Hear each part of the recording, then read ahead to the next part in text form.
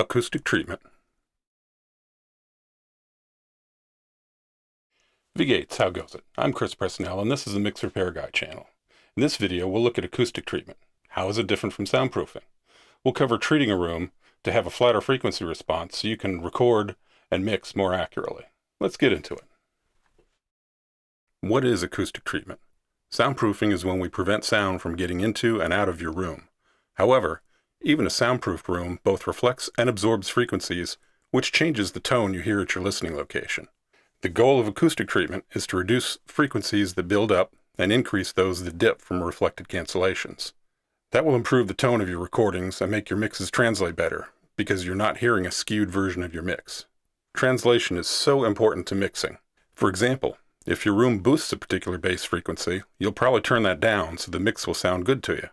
The problem is, that won't translate to others when they listen to it elsewhere. With the bass turned down for your room, the mix will sound thin and lack bass when played back anywhere else. That's why it's important for your mixes to translate to other systems, and that's why acoustic treatment helps. Recording with a microphone in an untreated room is also bad, because the lack of even frequencies affects the tone of that recording. What are bass traps? Every room has locations where the bass frequencies are louder than other frequencies. Corners usually have the worst buildup of lows. Play back some music and walk around your room. Stand in a corner or very close to the wall opposite your speakers, and you should notice the bass increase. Don't forget, sound travels in all three dimensions, so the corners between walls aren't the only ones in your room. Corners also exist where the walls meet the ceiling and floor. These corners are great places to put bass traps. These lows build up and affect the whole room, so it's important to deal with them. A bass trap is an absorber designed to convert sound waves into heat energy.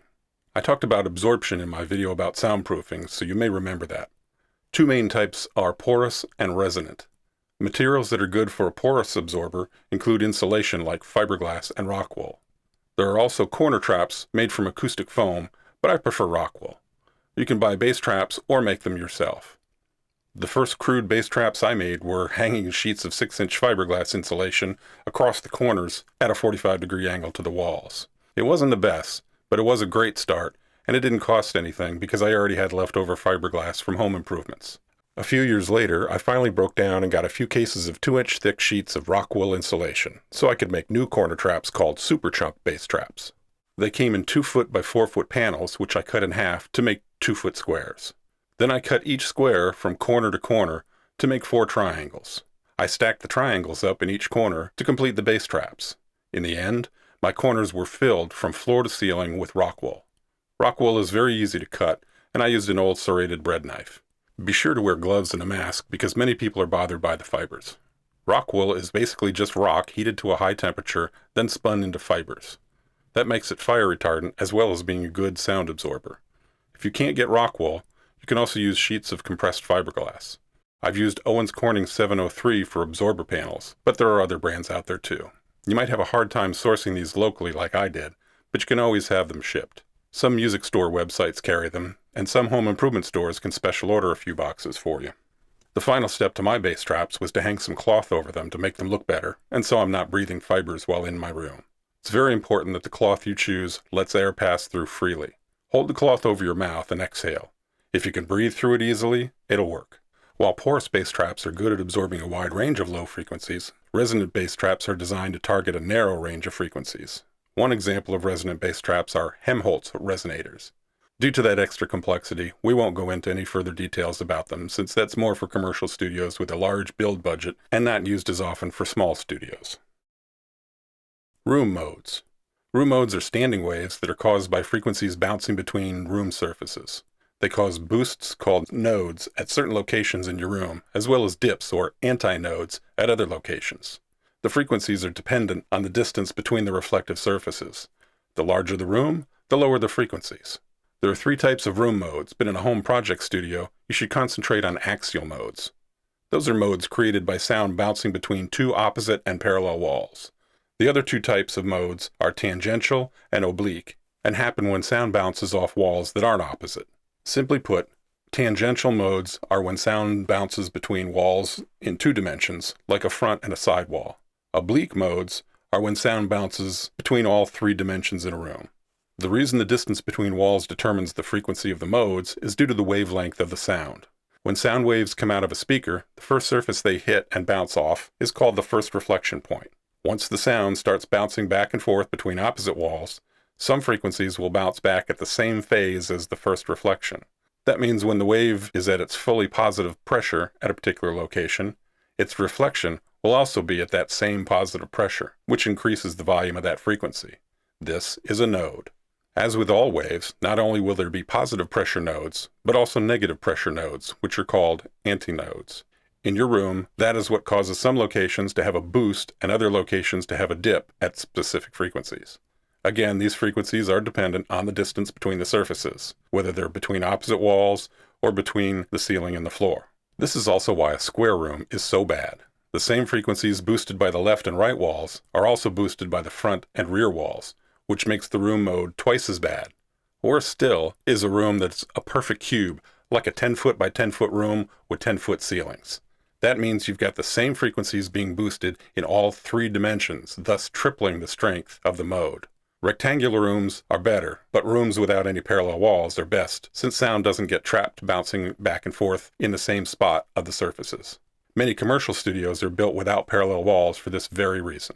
Small home studios can cover the parallel walls with absorption to reduce room modes. If you can knock down what's bouncing off the walls, it helps lower the effect of room modes. Phase cancellation. The final part of acoustic treatment for a home studio is dealing with the first reflection points. Sound comes out of the speakers and travels to your ears, which is great. Sound also comes out of the speakers and hits the side walls and the ceiling, and then reflects off of them into your ears. That extra distance sound travels adds a slight delay, since sound takes about 1 millisecond to travel 1 foot. If you're 4 feet away from your speakers, your ears hear the sound about 4 milliseconds late. If the sound travels 4 feet until it hits a wall, and then 6 feet to bounce back and reach your ear, then that's about 10 milliseconds late. The direct sound plus the reflected sound with delays can cause phase cancellations at certain frequencies. This is very bad for mixing, and can be dealt with by using absorber panels at the first reflection points. It's easy to figure out where to put the panels if you have a helper with a hand mirror. Sit at your mix location, and have the other person hold the mirror on the wall in question. Once you can see both of your monitor speakers in the reflection, that's where you need an absorber panel. Typically, you need one on the left wall and one on the right, but the ceiling is also a first reflection point. An absorber for the ceiling is usually called a cloud, and many top studios have them in the control room. In the first version of my experimental room, I used a large piece of foam hanging from the ceiling as a cloud, and pieces of shag carpet on the left and right walls to cover the first reflection points. It really didn't help, as the carpet is only good for high frequencies. You can buy pre-made acoustic panels for this, or you can get some insulation material and build your own. For the next version of my room, I built my own absorber panels using 2-inch thick Owens Corning 703 and metal corner bead used for drywall. I used tin snips to cut the metal into a pair of 2-foot by 4-foot rectangles. Then I cut 4-inch pieces to hold the 2 rectangles into a frame. I put the 703 insulation in the front of the frame, so the insulation would be a couple of inches away from the wall when I hung them at the first reflection points. I used the same cloth I used to cover my bass traps to wrap the panels. I used a hot glue gun to attach the cloth around the frames, and then hung them like a painting on the wall. The air gap behind the rigid fiberglass adds to the absorption of the panels. Every change in material density sound has to travel through knocks down the sound pressure. What now happens is sound from both my speakers has to travel through the fiberglass, then transition to air, then bounce off the wall behind the panel, then back through the air, then transition back through the fiberglass to reach my ears. I've already built 2 panels for the left and right walls, and will build a cloud from the same materials for my ceiling. I haven't decided how I want to hang the cloud yet, so that's a project for another day. Between the bass traps and the absorber panels for my first reflection points, my room has a flatter frequency response and became a much better place for recording as well as mixing. The final step I used was to purchase Sound ID software by SonarWorks to solve the remaining issues I had left. Thank you so much for watching, and be sure to like and subscribe to the channel. Most of all, try to learn something new every day and have a great time doing it.